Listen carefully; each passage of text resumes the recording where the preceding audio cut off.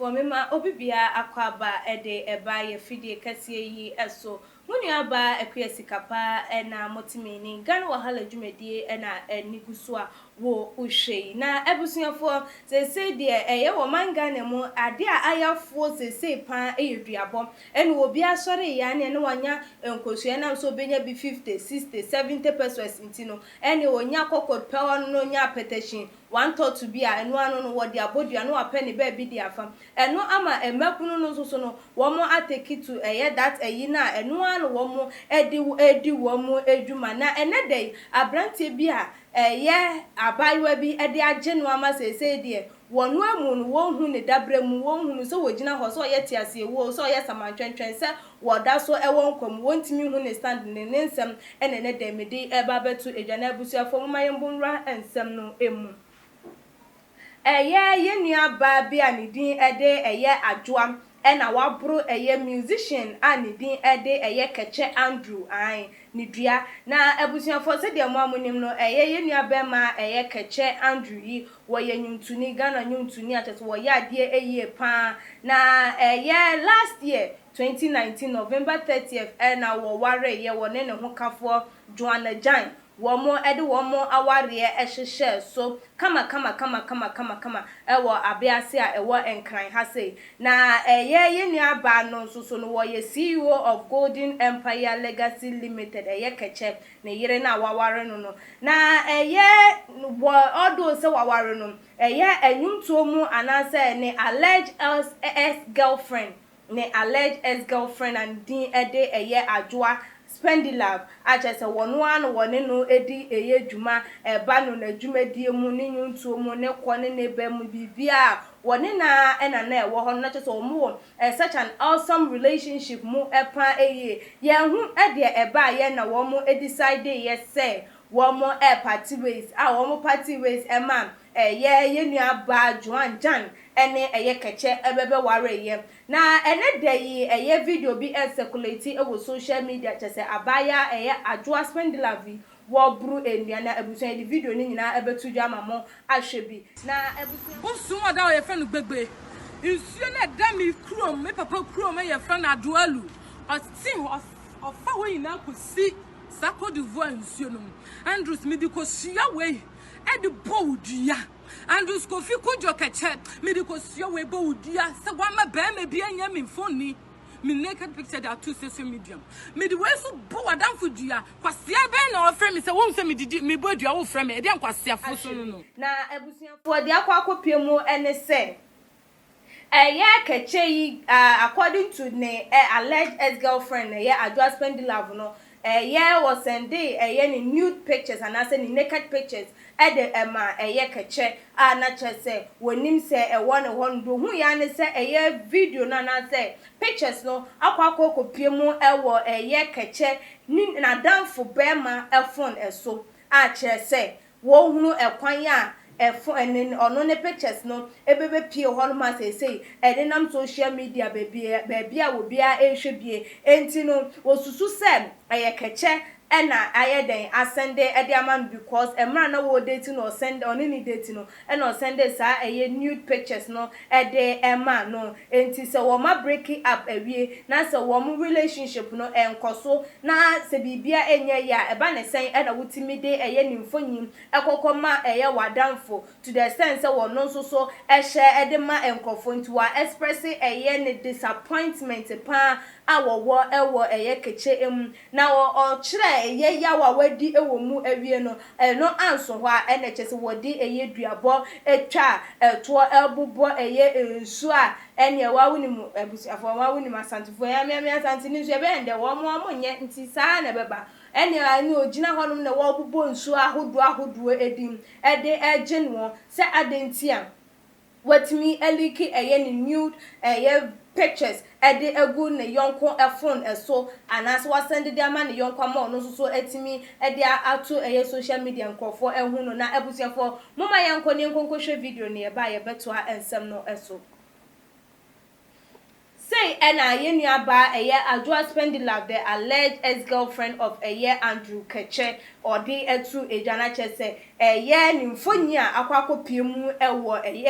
keche no ne yonko brabo a ne de yi chese social media nkrofo binum ensa akanom eno ne ade wodi ho eyaw se obi anka wone wo honom wone wo ente bone se wo no wote bone mpa emra wodo wo montam no or share ye ni naked picture ni nude pictures ede emal na se ene de waware awie na se wo no yire ena etia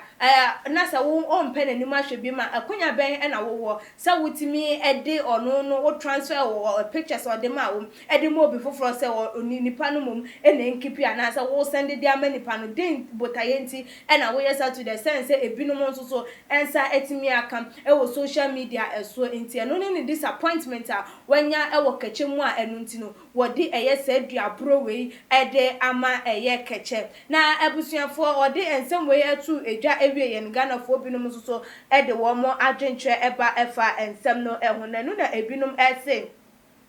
emre aso se eye eman panifo ene eye se emra no ewo se eye adwuma ewo omayi mu pa obia entimi nsore prekope entimi fa emra no enhye ne nsase ne wo pe de biara eda ena mo se aduabo na kwakoye high court di ama wo mo na edi wo ma asem mo ntam ntino mo fitin ya na wo ma sore na wo ma kotonkosua na shinap no mo de akwakwa burudua sa aduabro no wo mo empe emra bi na wo mo fa endi wo mo na wo mo hunu se eye omayi mu bodua enye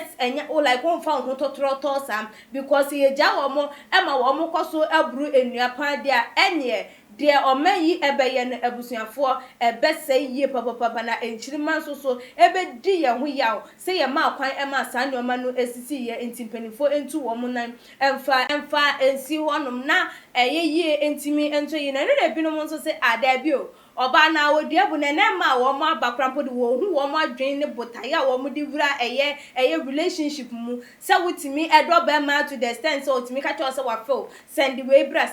na nsusu wugimie ana wunyansa dodo ntino nsusu wa ye ede amasa nipa na wunim se emre bi beba eye den ya montem betimi atete entawa betimi aba sanse sen ne tachere makrampo no dane da wo mo ekun wo mo siesie na su nipa bi ebi wo hon man tokwa ne ba won hwe se wo besiesie wo jemu ama eye obia afa ni we enti sa emre ni edura ebetimi de animguase aba enti we wo hu ne se we eye asuade pa emfa ema emabuna wo mo eba no wo mo hu se nye edane dam enye wodonti ena ode be ye de ense emfata eye wade a ewo wo ho ewo se wukunu ana se obema wo ne no wo ho no mpo ena wo so hu na se wo de ti na se why wadwen se wo ne bema no mo be have sex na won kone ba na why awie na afail say to the sense wo be send wo naked picture de aka ho na hu ni se eno wodo pan de ene wo hu ni se enu mum eye edambo entine emam entwe wo mo ho enfrisa enioma no ho na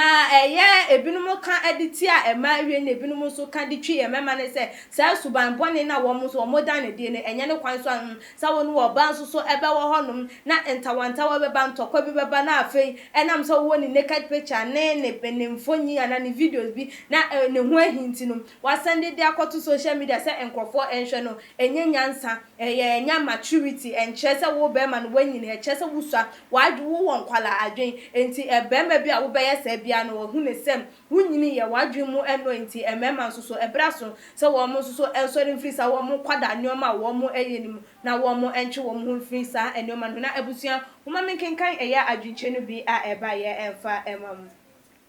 yenua eye afiata maklo edia wode eba ye ose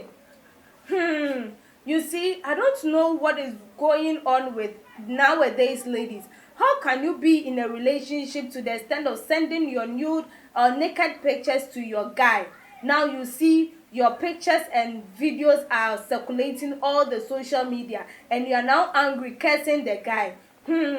Now this should be a lesson to all the ladies out there. You should know whether you are in a relationship, if the person is married to you or not, there is no way you have to send your nude pictures to him. Ono so ne de eno no wo ni se be man wa ware wo so won ware wo akwa bi ni ho no se wo be sende eye wo naked picture de amanit we enya asua de emfama obi ebia ye nua eye Kingsley edo de eba o say boy you fuck up big time. How can you do such a thing? You are a grown up man. You should have think twice. What what sort of childish thing is this? Ono so ne dear and no say there. Say I am papa say keche aye sa de na pa de na wo anya de wanyini nkeni kwanse wo di sa ejuma no ebra aso se wo boye den wo mane app na wo hunu se nyoma bi wo ho no ma ye nkoda na eye yenua eye Richmond enso edia wo de eba yo say nowadays there curses has become simple for everyone to even do. Even little children even curse. God have mercy on this country. How can we move on with so many curses on us? On also Eddie, no. Ye Peter, Eddie, what they buy or say, catch you are in a serious trouble because this one, dear, if it is true, you can't get away with it. On also Eddie, and who is say, no crap, and ya they say, Abrante you, obey me, Edjane, Eddie, a free, Yemfa, ye spend the day a chat on a Yemfa and see, or say, my dear. What the guy did was so pathetic, but you shouldn't have also cursed him. You are also at fault. You shouldn't have sent your naked picture to a guy no matter what. But if it is true, then you will fuck up big time. No so no. I was here for and a brother me kwan me de adwuma de no asim. Won so na wofa ensem ye ho eye de keche eye se eye no krep se ampa sem wono na ama kwan ama eye abaya no naked picture atimi aba abontin ade na beka ede akwa na biom so photo be na de be ma emma wo mo ko relationship mo enam odo no efrefre wo mani nti bibia wo mo ye se wo mo ede entertain wo mo boyfriend am wo mo hunu se wo mo edo wo mo no to the extent of sending their naked pictures no so then na obekam ede actual wo mo for wadwenche ebra e wo too much in your comment section ebiom so share your videos no from abusuafo ne anuanom all the social media platform with me follow your Instagram page